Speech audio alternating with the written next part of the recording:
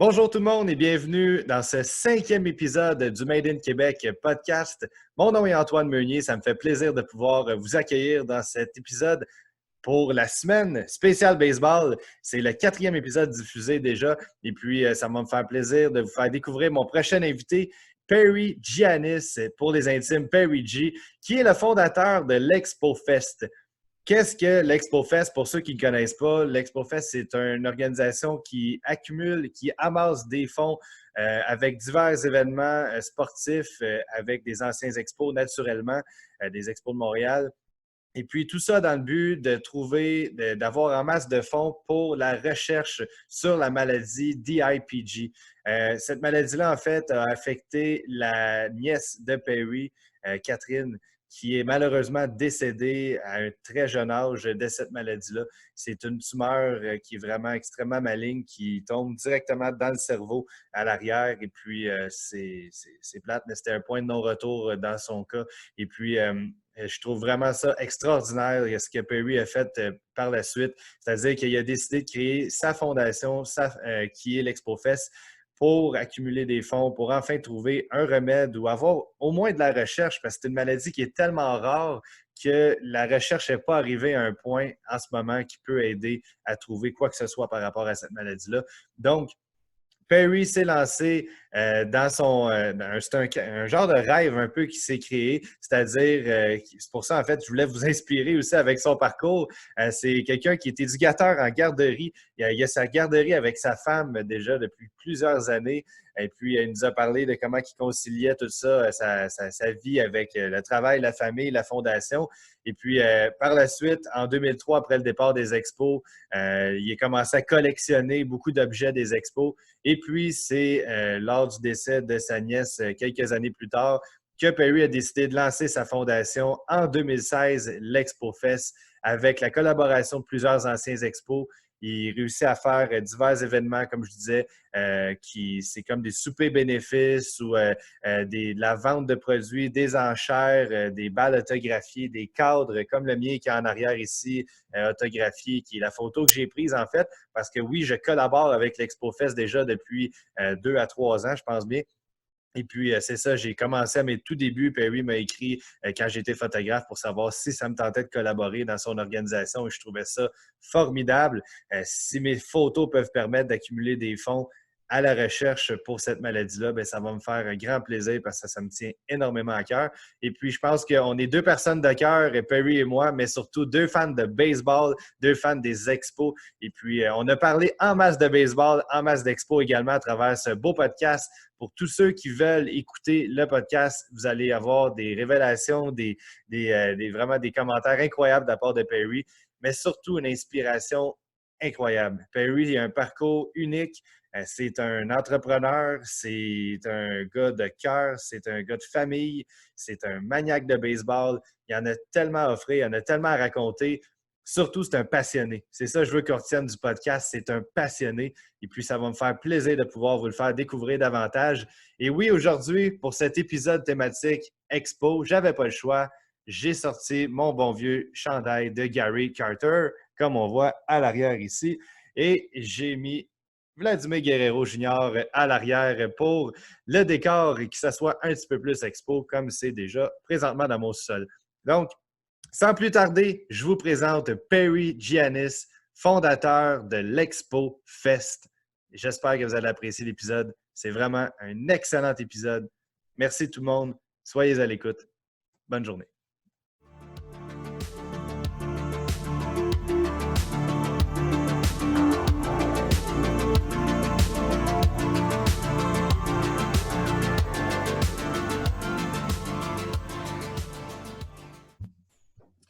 Bonjour tout le monde et bienvenue dans le 5e épisode déjà du Made in Québec podcast. Je suis présentement en compagnie d'un bon ami, mais surtout quelqu'un que j'ai un énorme respect pour parce qu'il a une fondation incroyable que ça me fait plaisir moi-même d'être bénévole pour l'Expo Fest. Ceux qui connaissent la fondation, en fait, toute l'organisation de l'Expo Fest, il y a un nom derrière ça. Veux-tu qu'on dise ton acronyme ou ton vrai nom complet, Perry? Je vais utiliser mon vrai nom complet. OK, Perry Giannis, qui est le propriétaire, le fondateur, en fait, de l'Expo Fest, qui regroupe, en fait, tout plein d'anciens expos, de joueurs des expos de Montréal lors d'événements pour ramasser des fonds dans un seul but, venir en aide aux enfants malades, trouver un fameux remède un jour, avoir des fonds pour la recherche. C'est ce qui est le plus important pour l'Expo Fest.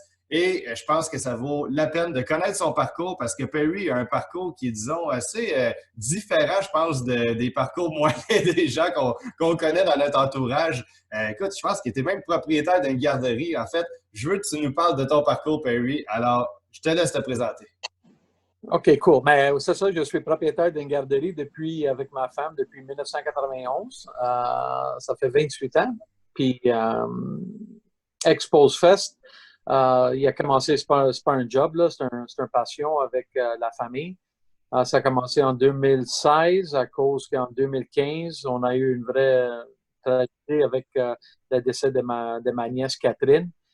Elle avait 5 ans et puis elle a décédé d'une tumeur cérébrale qui s'appelle DIPG. C'est une tumeur assez spéciale parce que il n'y a pas de remède puis il n'y a rien à faire. Tu sais, quand les docteurs nous ont dit elle a 1 an à vivre, là, on a dit c'est impossible. Il n'y a rien à faire. Puis non, on peut juste essayer qu'elle va vivre un petit peu plus long, mais elle va décéder. Puis on a trouvé ça incroyable, mais il y avait tellement de raisons. Puis depuis ce temps-là, il n'y a pas de remède.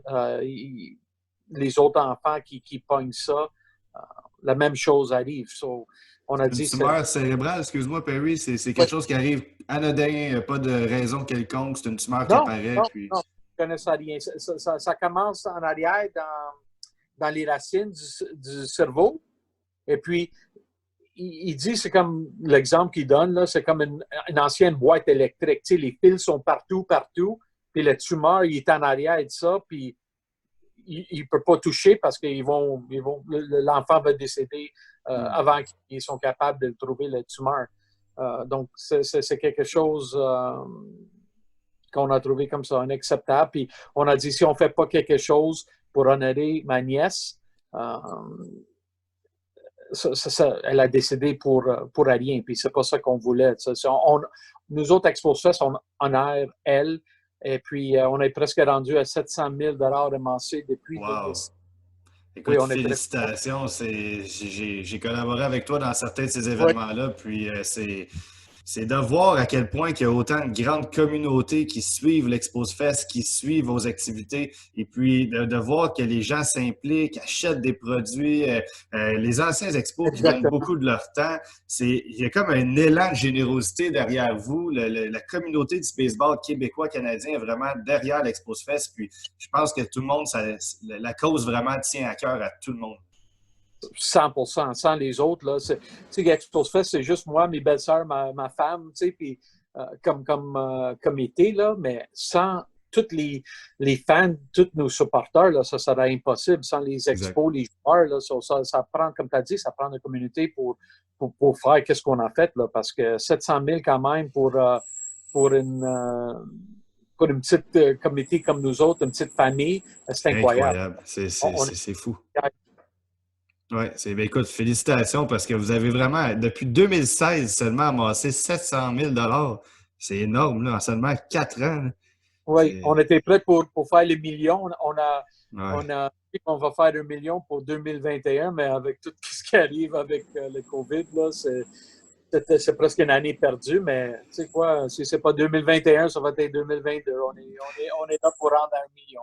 C'est exactement, puis non, vous allez l'atteindre, j'en suis même pas inquiet. Mais c'est important parce qu'en fait, cette semaine, c'est une semaine spéciale baseball dans mon podcast. C'était une des raisons pourquoi je voulais te recevoir. Pour moi, c'était inconcevable de ne pas recevoir Perry G pour le podcast de baseball. Ça me tient à cœur. Je me suis habillé en question pour le podcast, Gary Carter. Je pense que c'était un joueur qui te tient à cœur particulièrement.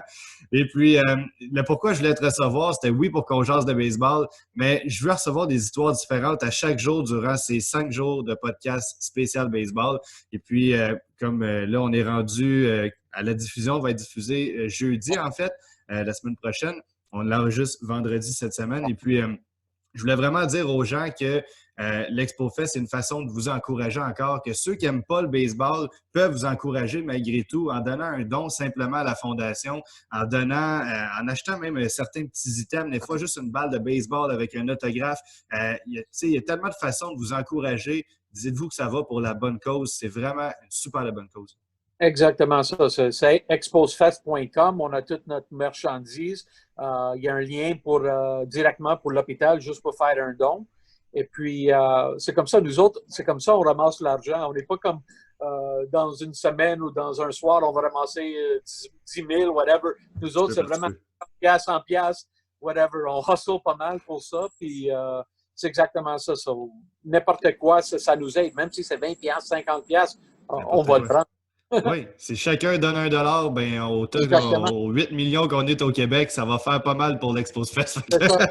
Fait que, tu sais, non, mais c'est vraiment important. Puis c'est pour ça, vraiment, je voulais te recevoir pour parler de ton histoire parce que je connais un peu sur ton parcours. Puis c'est incroyable. On peut-tu le dire, pour être quand même humble, mais c'est vrai pareil. Tu es le plus grand collectionneur du monde des Expos de Montréal. Je suis pas mal certain de mettre ma main dans le feu là-dessus. Parle-nous de ta collection, Perry, parce qu'il y a des gens qui t'ont vu un peu dans certains reportages. Là, et crime, je pense que tu as un musée dans ton sous-sol, littéralement. Là. Il n'y en a pas beaucoup des fous qui vont collectionner toutes les affaires des expos. Oui, ça a vraiment commencé. Tu sais, je collectais comme tout le monde des affaires comme ça, whatever, quand j'étais jeune, mais j'ai vraiment sauté une coche en 2003-2004, parce que là, je savais que c'était fini. Là. Puis j'étais en maudite en plus. Là. Tu sais, il y a beaucoup de monde qui sont des fans qui étaient là le dernier match. Moi, j'ai 2004, là, je me souviens presque à rien là, parce que j'étais en maudite avec la Ligue, j'étais avec C-League, avec Robinson, avec tout le monde. Je voulais rien savoir. David Sampson, Jeffrey Loria. Ils sont déjà partis, là, ils ont déjà fait des millions avec les Marlins. Là. Je me suis dit, tu sais quoi, je vais faire qu'est-ce que je peux juste pour jamais oublier mes expos, tu sais, collectionner moi, c'est les jerseys, les choses les plus importantes de ma collection, mais j'ai fait ça pour que j'oublie jamais. Tu sais, le memorabilia, tu sais, c'est comme la musique. Ça te ramène à un moment dans ta vie spécial. Tu sais, pour moi, si je regarde mes choses de Carter, ça me fait penser quand j'avais 13-14 ans, mes choses de Vlad, ça me fait penser quand j'amenais mes gars, c'est exactement ça, mes gars au stade. C'est un petit peu comme la musique, le memorabilia, puis les affaires comme ça. J'adore ça. Quand tu penses que t'es fini, c'est un petit peu comme une maladie aussi. Hein? Quand tu penses que t'es fini, il y a quelque chose qui sort, puis tu veux l'avoir, puis tu l'achètes, puis ta femme te chicane, puis c'est comme ça la vie d'un collectionneur.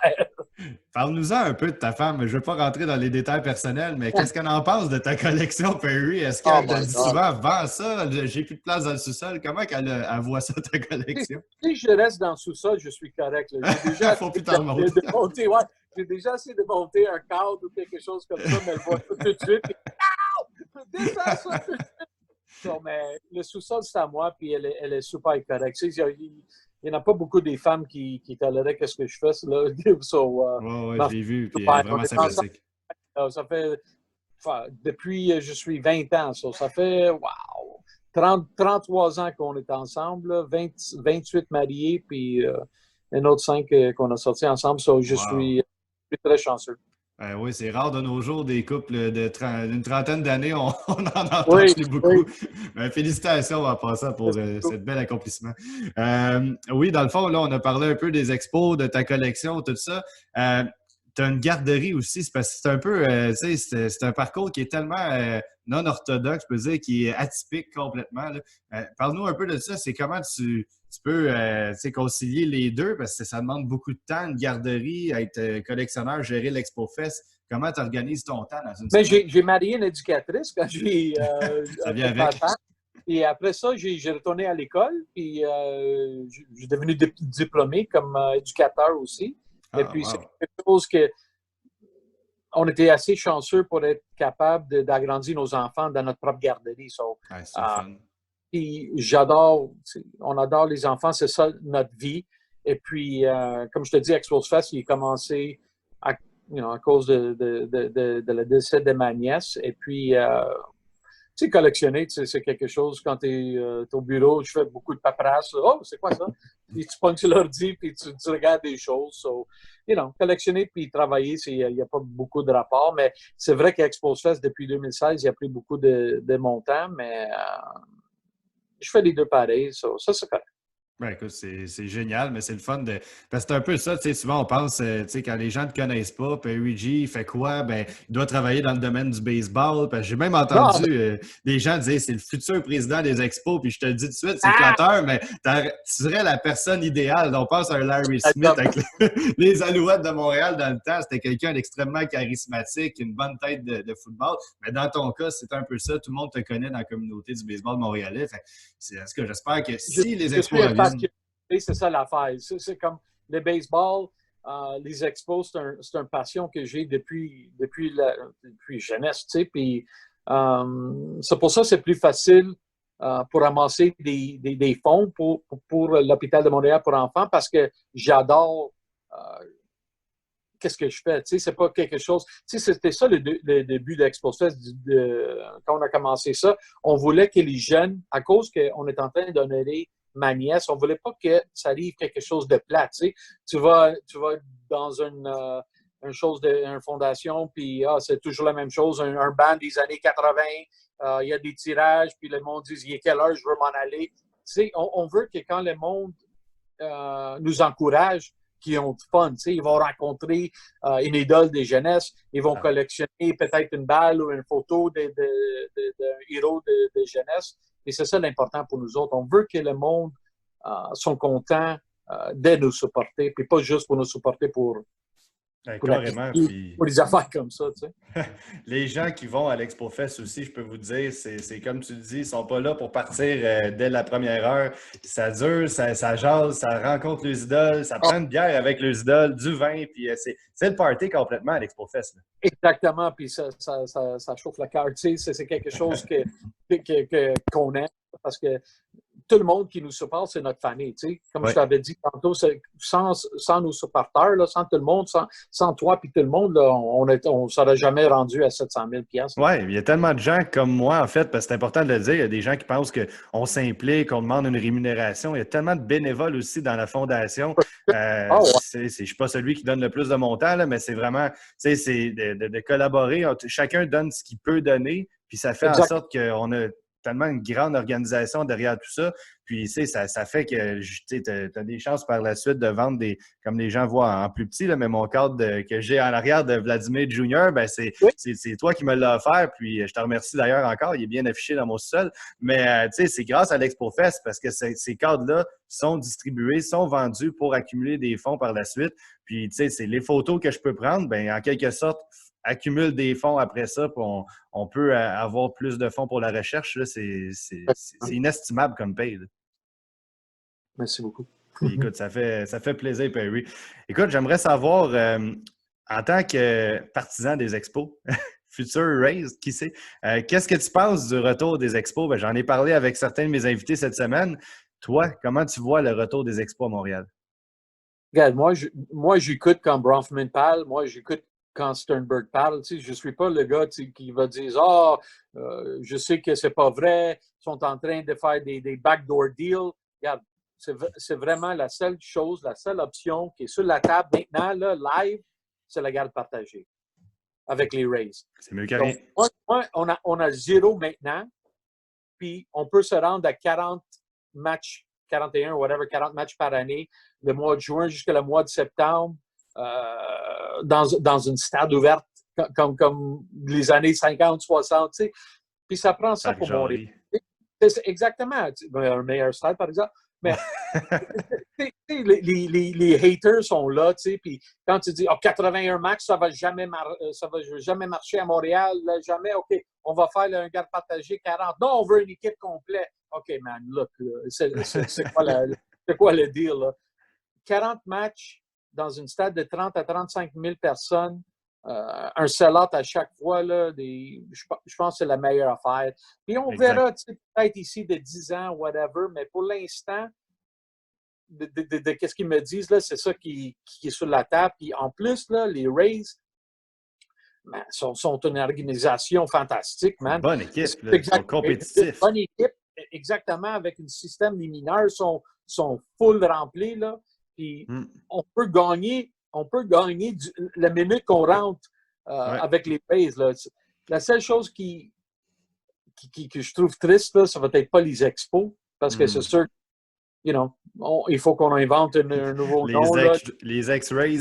Les X-Rays, les internationales ou whatever. Mais au moins, on va être capable de voir, je suis sûr, des matchs de Montréal, on va être capable de faire des jerseys comme toi, là, des throwbacks, puis on va être capable de toujours faire des expos. Oui. Je sais que c'est pas la même chose, là, mais du baseball, c'est du baseball. Puis moi, je veux voir une équipe majeure. Là. J'adore le baseball, mais excuse-moi, je ne veux pas voir une équipe de 2A, 3A. Là. Nous sommes une ville de baseball majeure, là, puis whatever. Puis ça prend même 40 matchs, man, 41 matchs, du juin à septembre, I'll take it. Ah, écoute, je suis tout à fait d'accord avec toi. C'est justement, j'en parlais dans le podcast qui va te précéder, parce que toi, ça va être diffusé jeudi prochain.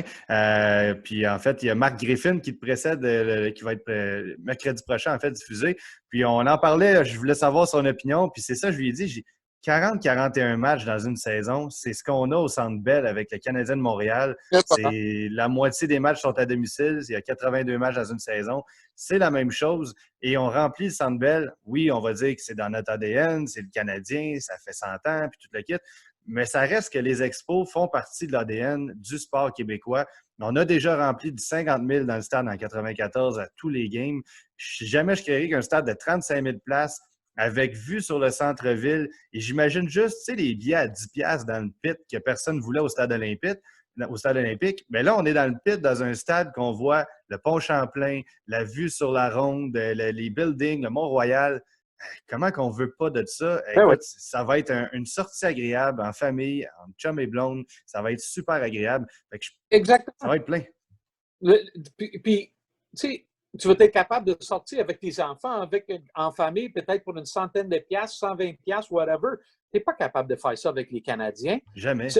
C'est rendu qu'ils font des pratiques que le monde peut aller emmener leurs enfants là, à 5 piastres.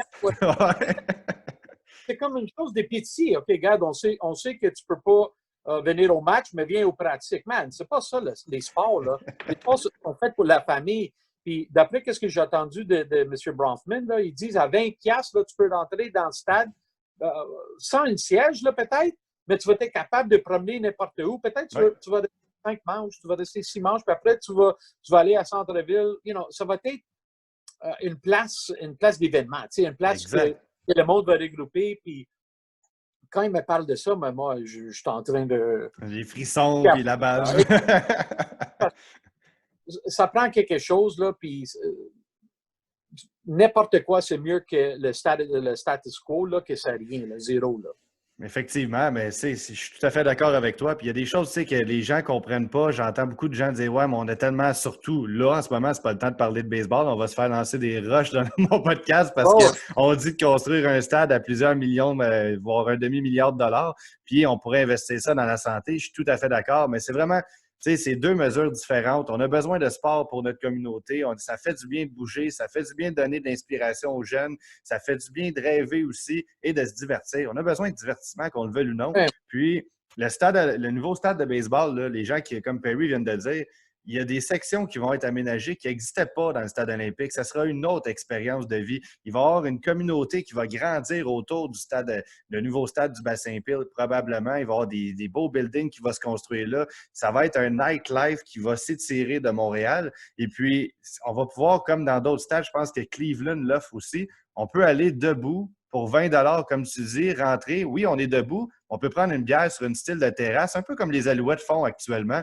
Puis on peut juste jaser en chum debout avec un tabouret. On est, oui, on peut même marcher sur le bord du terrain aux Alouettes. Puis ça coûte, je pense, ça, 10-15 $ le billet. Fait que tu sais, t'as un bon siège, tu vois bien en fait, mais t'as pas de siège. Ben, c'est pas grave. C'est une expérience. Tu vas là pour l'expérience. Exactement, man. Puis, on ne sait pas c'est quoi un vrai stade de baseball ici à On Montréal. l'a jamais vu. Ben, un On peu. n'a jamais vu. Même les vieux comme moi, là, ils disent ah, tu te souviens, Parc Jarry. Mais du Parc Jarry, c'était un vrai trou, man. C'était construit dans une semaine. Oui, c'était plus beau, c'était dehors, puis whatever, mais c'était pas une balle de Ouais. stade de baseball non plus. Les estrades, ils étaient en. Oui!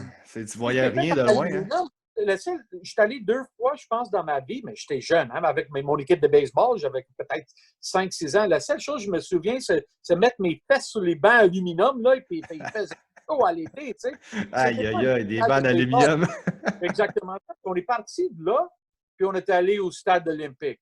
Ah, Tu sais, oui, la stade, quand il était plein, là, c'était incroyable. Mais l'atmosphère. malheureusement, là, c'était pas plein souvent. Là. So, quand on avait 15-20 000, là, c'était un petit peu. Puis, il fallait se faire 5 000 à la fin. Là, mais, Ouais, surtout ça, j'ai connu, moi. ouais, c'est ça. L'atmosphère, on ne sait pas c'est quoi. Non, Sauf si tu as eu la chance d'aller à Fenway ou à Wrigley ou à Yankee pas encore, Stadium. j'ai hâte. Oui, mais ça, c'est un vrai stade. Tu Ah rentres ouais, dedans à sens du baseball. Là. La wow. stade olympique, excuse-moi, quand tu rentrais, des fois, ça sentait du pisse. C'était comme. J'osais pas dire. C'est exactement ça, tu sais, l'odeur, il était comme. Mais Ah ouais. je ne Donc, sais pas pour toi, Perry, là, mais est-ce que je ne veux pas te couper parce qu'il y a un décalage. non, Continue. Ouais, ben c'est ça, dans le fond, c'est. Vas-y, vas-y, vas-y. je voulais dire que quand le monde va voir le nouveau stade de baseball, tu sais, encore, c'est la même chose. Ah non, c'est pour les vieux comme moi, là, whatever. Quand tu es 50 ans, c'est juste vous autres qui va aller. Non, on va découvrir encore la même façon qu'on a fait en 1969. On ne savait absolument rien de baseball, puis on a appris comment tomber en amour avec. Puis c'est la Exact. même chose qui va arriver en 2024-2025. On va retomber en amour avec du baseball. Je le souhaite. Puis, tu sais, il y a une chose, par contre, moi, je parle pour ma génération. Peut-être que tes fils vont me dire, lui, il a raison, mais je sais pas. C'est sûr que, tu sais, les plus vieux, ils seront peut-être pas d'accord. Mais il y a quelque chose qui fait en sorte que je suis attaché au stade olympique, puis je ne sais pas pourquoi. Ça pue, c'est laid, on voit rien. C'est pas conçu pour le baseball. Je ne sais pas comment dire. À chaque fois que j'y retourne pour les matchs des Blue Jays, je rentre là, puis je suis tellement heureux, je suis tellement bien d'entendre le son cacane, écho de quand il y a une présentation d'un ex-batter.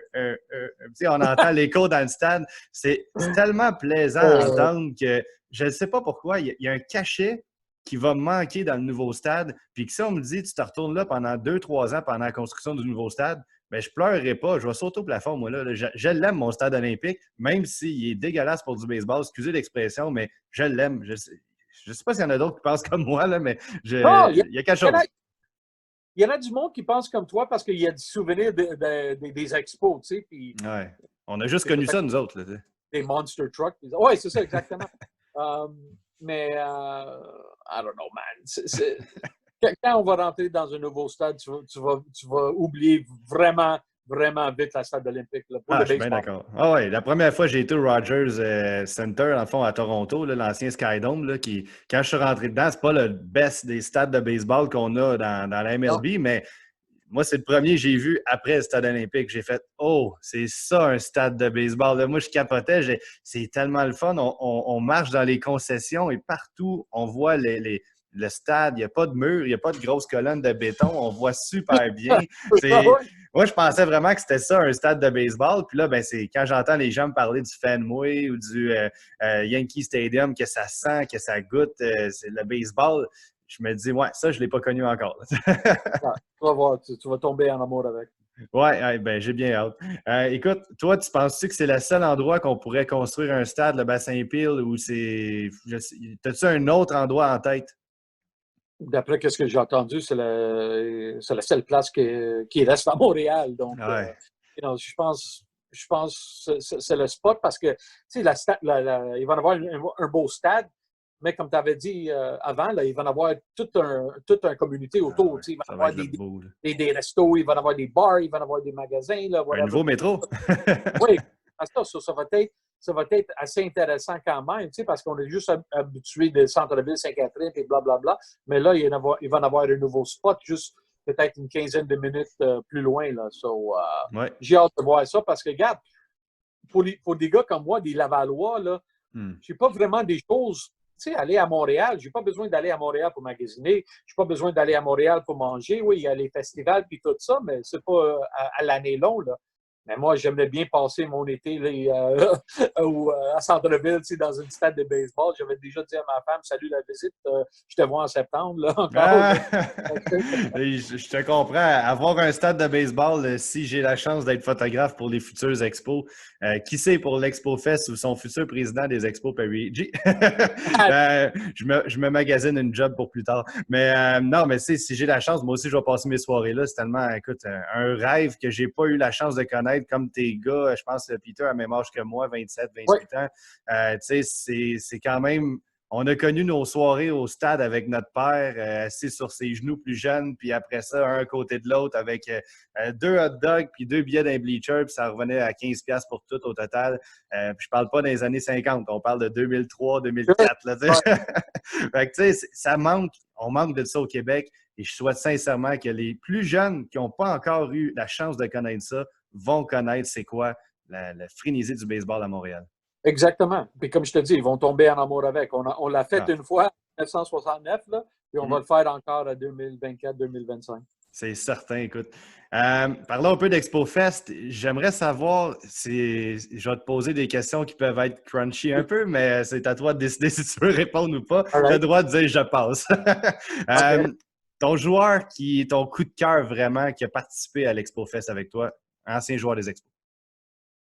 Ah, gee whiz. Tu en choisisses un seul. Oh, juste un.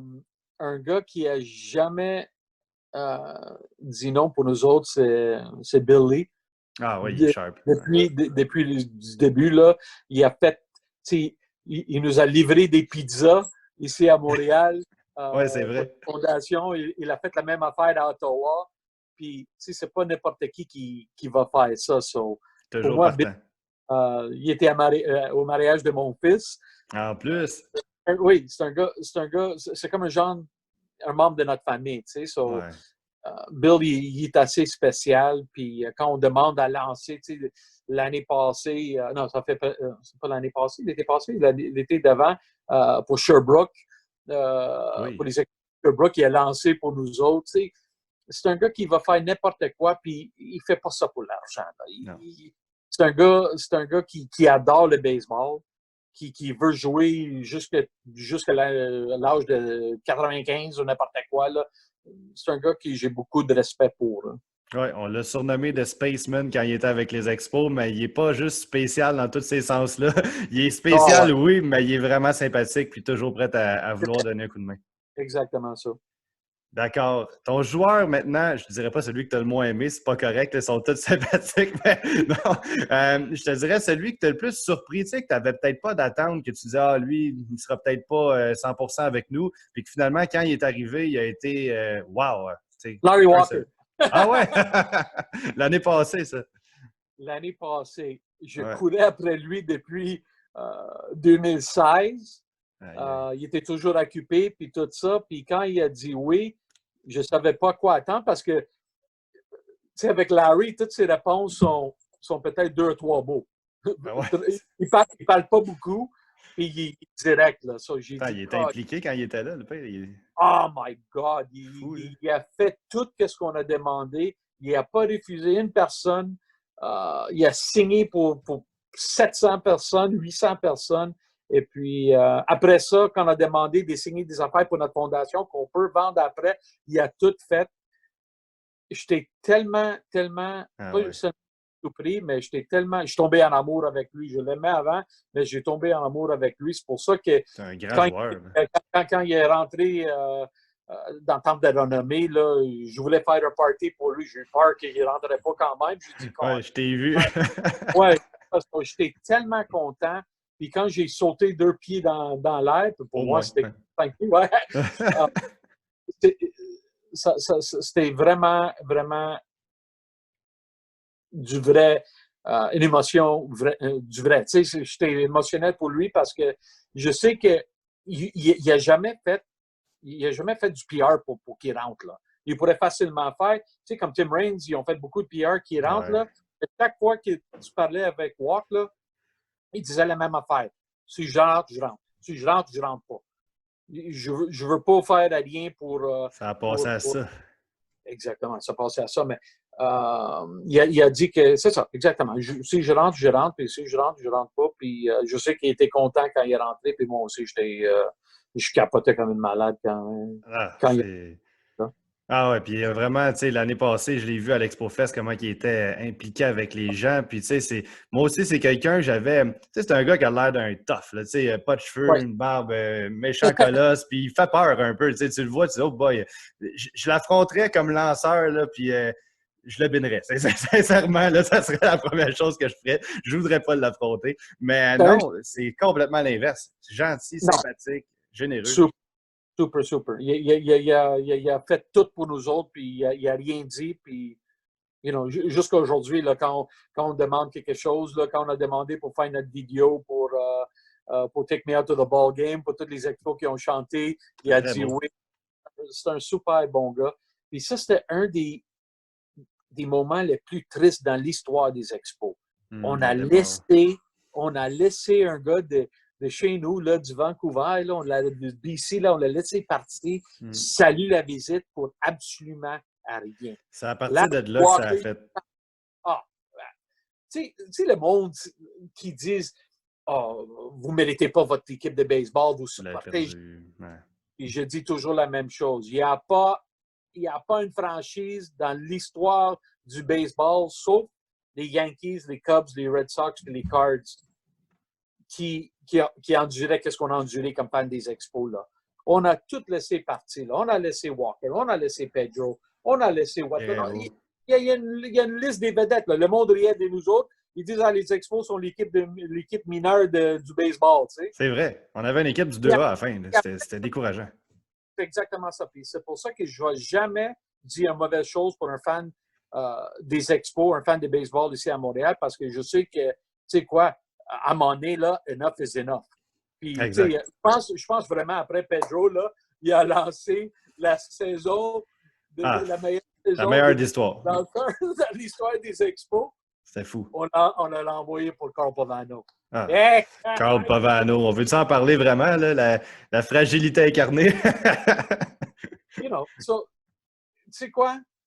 Comme je te dis, là, le monde il a dit enough is enough, puis on va supporter juste un winner. Tu sais quoi? On va supporter quelqu'un qui nous supporte comme des fans aussi. Tu sais, Ah, exactement. Puis, en tout cas, désolé pour les gens, on voit un peu mon chat à côté de moi. Là. C'est peut-être un effet vidéo pas prévu, mais en tout cas, il fait ce qu'il a à faire. Non, mais écoute, effectivement, tu l'as bien dit, on a enduré des choses. Tu sais, moi, je suis né en fait, en 1992, là, comme un de tes fils. Puis, tu sais, c'est difficile de comprendre c'était quoi vraiment. Moi, mon père me parlait de 1994 qui courait dans les escaliers pour taper des mains du monde quand il y avait un circuit contre les Braves d'Atlanta en fin de saison, puis que tout le monde... Frisson, ouais, c'est ça. Puis que tout le monde sautait sur le siège, tapait du siège pour encourager l'équipe, puis t'entendais les estrades vibrer. Moi, je l'écoutais parler, puis je disais... Ça, tu ne te mélanges pas d'équipe. Moi, je me souviens des 8000 personnes qu'on jasait entre. Je voyais Mario Jean à l'autre bout des estrades. Mon père disait regarde, c'est Mario Jean là-bas. Ah, ben oui, je le vois. Tu ne peux pas faire ça normalement. Il y avait tellement pas de monde qu'on s'entendait parler. Fait que c'était complètement un autre game. Mais qu'est-ce qui a fait qu'on en est arrivé là? Ben, c'est simple. On a laissé partir les Walker, les Guerrero, les Pedro. Écoute, on peut en nommer des dizaines de même. Puis, c'est vraiment ça. On s'est ramassé avec une équipe des ligues mineures. Puis chaque fois, on avait un développement incroyable de joueurs. On avait vraiment un réseau de filiales incroyable. Puis tout de suite, quand on arrivait avec un bon joueur, il devenait une superstar. Puis ciao, bye, quand c'était le temps des joueurs autonomes, il partait. Comment tu vas supporter quelqu'un après ça? Tu sais? T'as pas le goût. Tu vas dire non, un vrai fan va toujours supporter. I go, bah. Non. Un vrai fan, il y a ses limites aussi. Ah, Nous ouais, autres, ouais. on est rendu, je pense, après 97, là, on est rendu à. Ça a commencé vraiment en 80. Les jeunes disent la fin des expos, c'était la grève de 94. Ouais. C'était pas vraiment le fin de. C'était pas le 94, c'était 80. 96.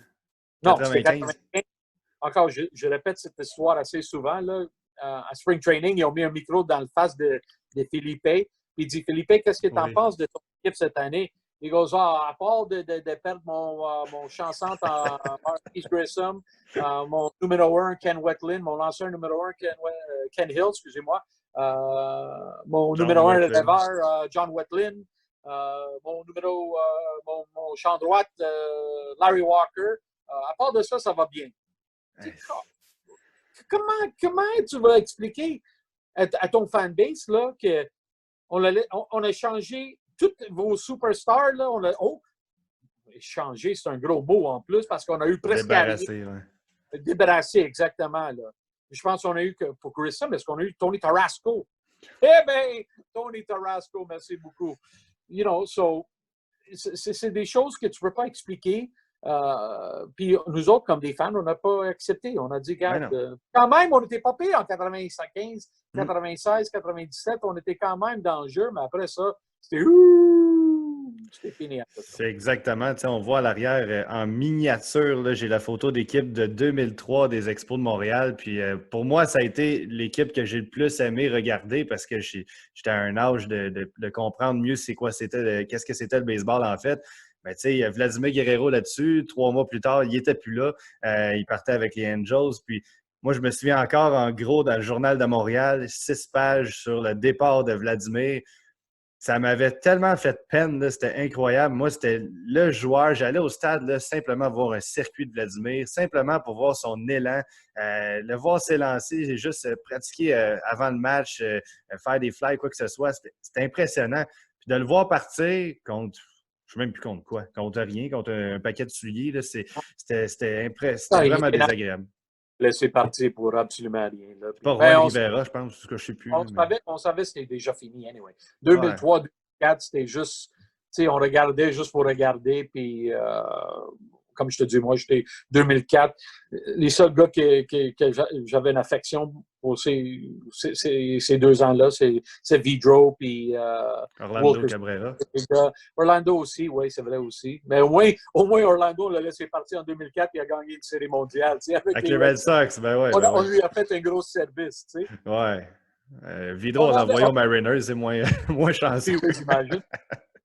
Même ces équipes-là, on avait des joueurs, mais nos lanceurs, Tomoka, c'était, je pense, notre numéro 1 pour un moment là, dans l'histoire. Tu dis, you know what? C'est effrayant, ça.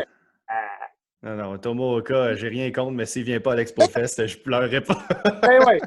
C'est pour rien, Thomas, ouais, c'est ça.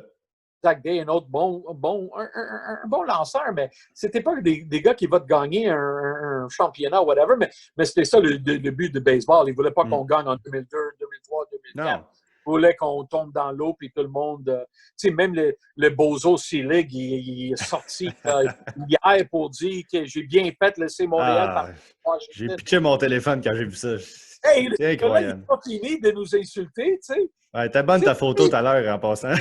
Exactement ça. Une belle grimace. C'est un bon moment pour la sortir, tu sais. Je me suis dit, quand j'ai raconté, ça c'était au party de Vladimir Guerrero en 2018. Conte-nous ça, ta rencontre. Lui, il marchait comme toute seule, comme un vrai perdu, là, whatever. J'ai dit, qu'est-ce que tu vas faire? Est-ce que je vais dire quelque chose de méchant devant tout le monde ou je vais faire un petit blague que tout le monde va penser que personne ne va jamais oublier dans l'histoire du baseball? J'ai dit, OK, hey, go, bud, can we take a picture? C'était excellent, pour vrai. Sincèrement, bon flash. Ce gars-là, il nous a pas aidés en 94, il nous a pas aidés à la fin, tu sais. Puis il a dit il pourrait rien faire, tu sais, il pourrait rien faire. Quand il a tombé en amour avec Loria, là, tu sais que les deux ensemble, ils étaient prêts pour lui.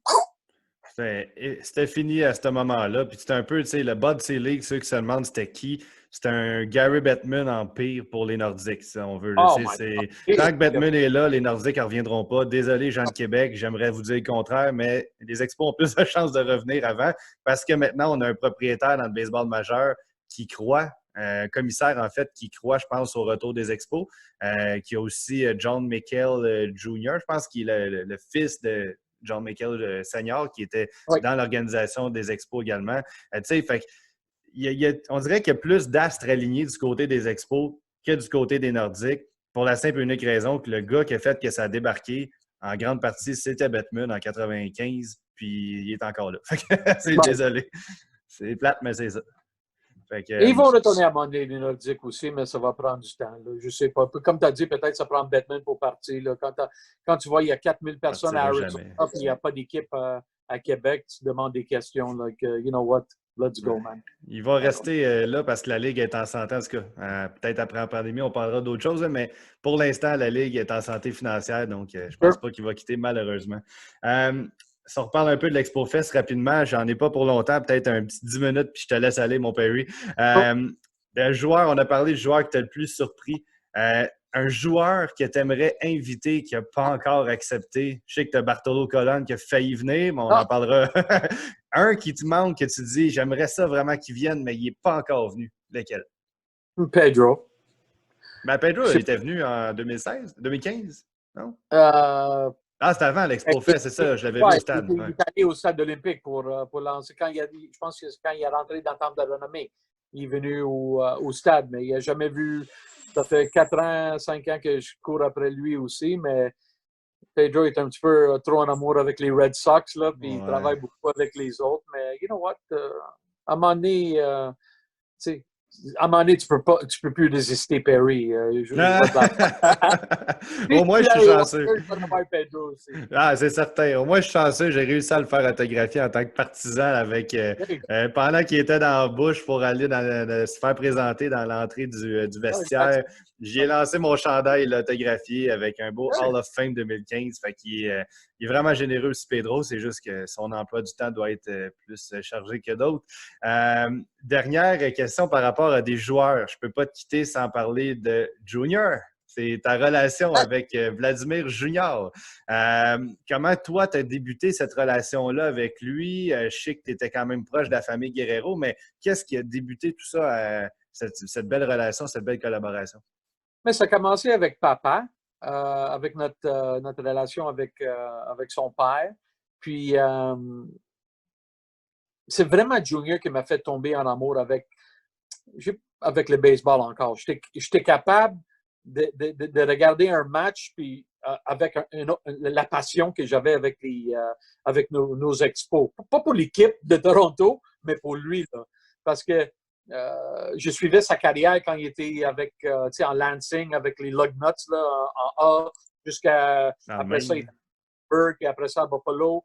Puis c'est quelque chose qui était important pour moi là, à cause de son père. Puis c'est un gars il est différent de son père. Là. Il est souriant, il aime jaser, il parle encore pas trop d'anglais, mais c'est un gars social, puis il n'a pas oublié un Québécois.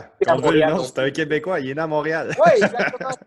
So, c'est comme ça, tu sais. Puis quand il a dit qu'il va signer pour notre fondation aussi, c'est un gars spécial pour nous autres. C'est un kid, là. Il est juste 21 ans, là, puis 22 ans, whatever. Puis c'est un gars assez spécial pour nous autres. Puis il nous aide à ramasser des fonds. C'est un gars spécial. Oui, vous avez en plus la chance d'avoir un des futurs, on ne sait pas Hall of Fame, mais au moins on sait que pour l'instant, il va être un des grands joueurs de la prochaine génération, puis qui est actif en plus. Fait que ça vous donne encore plus de crédibilité pour votre fondation, puis d'avoir des items de meilleure valeur. Mais crois-tu que cette collaboration-là, c'est sûr, c'est difficile à prédire l'avenir, mais penses-tu que c'est quelqu'un qui va rester terre à terre ou que c'est sûr qu'on est quand même jeune, millionnaire, et ça se peut qu'à un moment donné, ça change un peu? As-tu peur de ça ou tu penses que ça va rester? Non, je pense que ça va rester parce que c'est un gars un petit peu comme son père. Là. C'est pas un gros vedette dans sa tête. Puis c'est un gars qui, tu sais, quand il joue pour les Jays, il reste avec sa grand-mère, tu sais, avec la mère de Vlad. Donc, Comme Vladimir Senior faisait à Montréal. Exactement ça. C'était quelque chose. Tu sais, quand j'ai rentré une fois l'année passée, quand on a fait une séance avec lui, ils disent passe par notre condo, puis je vois il est en train de lire le Bible. Le Bible, il est devant. Puis quand j'ai demandé sa grand-mère, mais je n'ai pas demandé sa grand-mère, j'ai demandé Junior, est-ce que c'est quelque chose que tu fais chaque jour? Il dit 1 heure chaque jour, j'ai pas de choix. Quand ma grand-mère est là, il faut que je fasse ça. Voyons donc. Aïe, aïe. Il y a tellement de respect pour sa grand-mère, tu sais. Parce que Vlad, là, quand il y a eu Junior, c'est un jeune joueur de baseball. Il a vraiment donné Junior de la même façon que Vlad Senior, il a grandi. Junior, il a grandi de la même façon. C'est comme sa mère, sa grand-mère. C'est ça qui est spécial. Puis c'est pour ça que le monde, quand il parle, ils disent ah, tu sais, comment ça, Junior ne parle pas anglais, whatever, puis blablabla, il est pareil comme son père. Mais il a grandi exactement pareil comme son père. Parce que c'est sa grand-mère qui a grandi Senior, puis c'est sa grand-mère qui a grandi Junior. So, il y a beaucoup de sont vraiment pareils dans ce sens-là, mais comme je te dis, Junior, il est plus social, puis tu vois quand il est sur le terrain avec les Expos, I wish, avec les Blue Jays, là, il est toujours en train de dans ses bras, il est en train de signer pour les fans. Il est vraiment un bon garçon, là. Effectivement. Puis, je pense, j'ai entendu une anecdote, je ne sais pas si toi, tu en as entendu parler, là, mais à chaque fois qu'il vient à Montréal, il n'a pas le choix de manger une bonne poutine puis une crème molle. Semble-t-il que c'est 2 de ses mets préférés encore aujourd'hui. Ouais, c'est ça. Une ou plusieurs. Je pense qu'il a perdu. C'est ça qui me fait la peine cette saison-là. On n'a pas eu la chance de voir qu'est-ce qui était à faire. Là. Je sais les qu'ils efforts qu'il fait. vont commencer exactement ça. Ils vont recommencer en mois de juillet. C'est ça que j'attends. Puis j'ai hâte de juste voir Junior là, comment son progrès. Mais est-ce qu'on va voir du progrès là, après avoir perdu Spring Training puis un couple de mois? On verra, mais c'est un gars que je vais suivre avec la passion. Ben oui, parce que c'est ça, on avait entendu parler qu'il avait perdu une vingtaine de livres, puis ça paraissait dans le spring training, on avait vu qu'il était, le camp d'entraînement, excusez-moi, il était tellement en forme, ben tu sais, il avait quand même une certaine corpulence, mais il est fait comme ça. C'est ça, il y avait plus de muscles aussi sur lui, là. Oui. Il appelle le baby fat, puis, c'est un gars qui, je pense qu'il a pris ça au sérieux quand ils ont dit à lui, là, quand il parlait du DH, là. Quand ils ont dit à lui que ça se peut que tu ne joues pas au troisième si tu ne perds pas des poids, puis c'est un gars qui mange le baseball. Là. Il mange ça. Là. Il ne veut pas être un DH à 22 ans. Il ne veut être pas un Prince Fielder, des affaires comme ça, où jouer premier but, puis il rentre à 300 livres. Là. So, il a pris ce sérieux, puis je pense qu'on va voir les résultats. Là. Il a frappé 15 circuits l'année passée. Moi, j'avais dit que, regarde, moi, je pense que cette année, c'est 30 circuits. 80 points produits là, pour moi. Mais là. On ne verra pas, mais on verra peut-être à une moitié de saison, une saison qui va terminer peut-être proche de Noël. Ça serait spécial un peu, mais aucune idée. Mais on se croit simplement les doigts qu'on va pouvoir avoir du baseball cette année puis voir les progrès de Vladimir Junior. En terminant, Perry, je veux une question par rapport à toi, la dernière du podcast. Les gens qui t'écoutent, qui disent, ben voyons, comment qu'un gars de, tu sais, quelqu'un simplement de la classe moyenne qui n'a pas de contact nécessairement dans le baseball, on parle de 2004, comment que tu as réussi à accomplir tout ça? Et c'est quoi, mettons, le conseil que tu pourrais donner à quelqu'un, pas qui te copie, là, mais quelqu'un qui voudrait se lancer dans un projet qui est un peu irréaliste parce qu'il n'y a personne qui aurait pu prédire tu ferais ça. Là. Quel conseil tu donnerais à quelqu'un? Tu t'impliques. Quand il y a quelque chose proche de ton cœur, tu vas t'impliquer. Puis tu vas trouver une façon, là, parce que moi, c'est commencé avec ma collection, là. Je connaissais un couple des expos ici, puis là, après 2, ça fait 3. Puis quand ils commencent à savoir que tu fais des choses pour une bonne raison, là, tu n'es pas là pour être un fanboy ou tu n'es pas là pour lui demander des services, là. Le monde en général apprend vite que fais des bonnes choses, là, puis ton cœur est dans le bon endroit. Là, puis c'est exactement quand tu as la passion pour quelque chose, là, it shows, là, ça paraît. Là. Donc, c'est le seul conseil que je peux donner. Là. Follow your heart, comme on dit en anglais, puis ça te rend dans les bonnes places. Là. Puis, tu sais, mes expos, là, quand je lui demande quelque chose, c'est rare qu'ils vont me dire non sur Pedro, mais c'est rare. Non, l'exemple parfait, c'est quand j'ai cette vidéo pour Take Me Out to the Ball Game qu'on a montré qu'il y a presque 40 000 views sur Twitter, puis une autre 10 000, 15 000 sur Facebook. Ils ont dit oui, tu sais, j'ai fait Andre Dawson à chanter. Tu sais, oui, j'ai vu ça. quand Andre m'a dit oui, j'ai dit, je peux mourir maintenant. Tu sais, parce que c'est un gars assez tranquille. Il passait d'un salon funéraire aujourd'hui, en plus. Oui, ça fallait faire ça. Là. C'est ça. Quand il m'a dit oui, puis après aussi Vladimir à la fin, là, tu sais, il n'a pas chanté ça bien, mais il a porté son uniforme des expos. Je n'ai pas demandé à lui à faire ça. J'ai dit, Vlad, peux-tu juste chanter la fin? Là, je n'ai pas donné un gros discours à faire. Là. Mais il l'a fait, il s'est habillé en expo. Puis ça, c'est la preuve là, que tous les haters qui ont dit qu'il n'a pas rentré comme un expo de Montréal, il a rentré comme un angel, blablabla. Bla, bla. Vladimir, son cœur est à Montréal. Il avait dit simplement, puis moi, j'ai accepté. Il n'y a pas d'équipe à Montréal. J'ai la chance pour rentrer comme le premier Angel dans l'histoire du baseball. Ouais. You know what? Moi, je faisais exactement la même chose. Là. Ouais, c'est tout à fait raison. meilleur à Montréal, mais nous autres, on sait que Vladimir, c'est un Hall of Famer de Montréal. La même chose avec Pedro. Il est rentré comme un Red Sox, mais qui a fait Pedro? C'est nous autres. Walker, il va rentrer comme un Rocky. Mais c'est qui l'a fait? C'est les Expos de Montréal. C'est des gars qui ne vont pas porter la casquette là, des Expos, mais nous autres, comme fans, on sait que c'est nous autres. Là. Ça, c'est pas grave, la casquette et les affaires comme ça. Nous autres, comme fans, là, comme historiens du baseball, on sait que c'est nous autres, les fanatiques des Expos, qui ont fait les vedettes de Pedro, de Walker et de Vlad. Exactement. Puis, tu sais, tu fais bien de le mentionner. Moi, j'ai entendu tellement de gens aussi sur les réseaux sociaux parler de l'intronisation, en fait, de Vladimir, comme quoi qui était un Angels. Puis, tu sais, je suis tout à fait d'accord avec toi. Ça reste que le gars a gagné sa seule série mondiale avec les Angels. Et je me mets dans ses shirts, c'est le cas de le dire. Excuse, mais l'équipe qui m'a fait devenir un gagnant, un champion du monde, c'est les Angels. Oui, j'ai été fabriqué par les Expos. J'ai eu une carrière grâce aux Expos, mais ces gros moments, il les a connus surtout avec les Angels, puis les Expos sont plus actifs. Fait que, c'est d'être logique, d'être le premier, comme tu dis. Il y a tellement de choses, puis il y a aussi beaucoup de pression qui venait en arrière de tout ça, j'imagine. Des gens du baseball majeur qui rêvaient d'avoir un Angels au moins au temps de le renommer. Il n'y en a pas énormément là, avant Mike Trout. Et le monde, il a fait assez d'argent, il a fait ça pour l'argent. Tu sais quoi? Il a fait ça pour ses raisons, ses raisons à lui. Là. Puis oui, exactement. Puis en plus, Vlad, il a 8 enfants avec 6 femmes différentes. Là. Puis Vlad, c'est pas un gars, il prend soin de toute sa famille.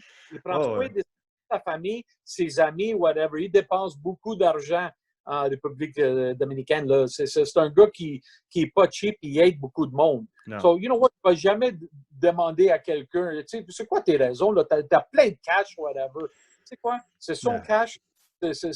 Il fait qu'est-ce qu'il veut faire avec. Puis comme je te dis, là, le fait qu'il est rentré comme un Angel, ça ne m'a pas dérangé du tout, du tout. C'est pas comme si Reigns rentrait comme un Yankee. Là, tu demandes, hey, c'est quoi ça? Tu as joué 10 ans.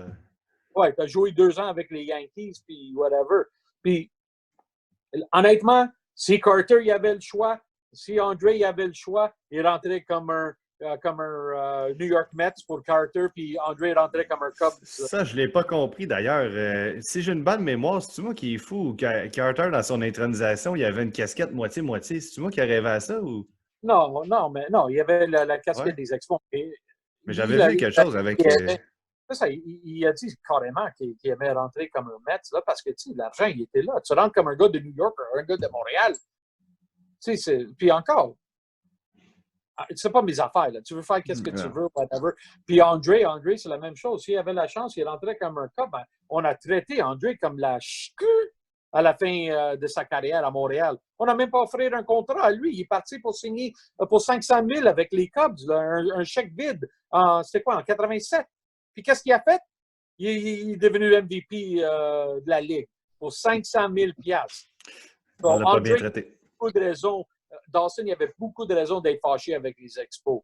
Mais quand même, c'est un gentleman, puis il ne parle jamais, il dit jamais un mauvais mot de Montréal. Non, la seule chose que j'avais entendue, je pense, par rapport à lui, c'était que ses genoux ne lui permettaient plus de jouer au stade olympique. Je pense qu'il était tanné. Il y avait des problèmes, je pense, de genoux. Là. J'avais cru entendre parler de ça. Là, mais mais c'est pas André qui a dit « je veux m'en aller ». C'est les Expos qui ont débarrassé de lui pour, comme je te dis, un agent libre qui a signé pour 500 000 $ dans le temps de Collusion. Là. Il a essayé de faire la même chose avec Tim Raines. C'était toute une autre histoire du baseball, un black eye sur l'histoire du baseball ces années-là.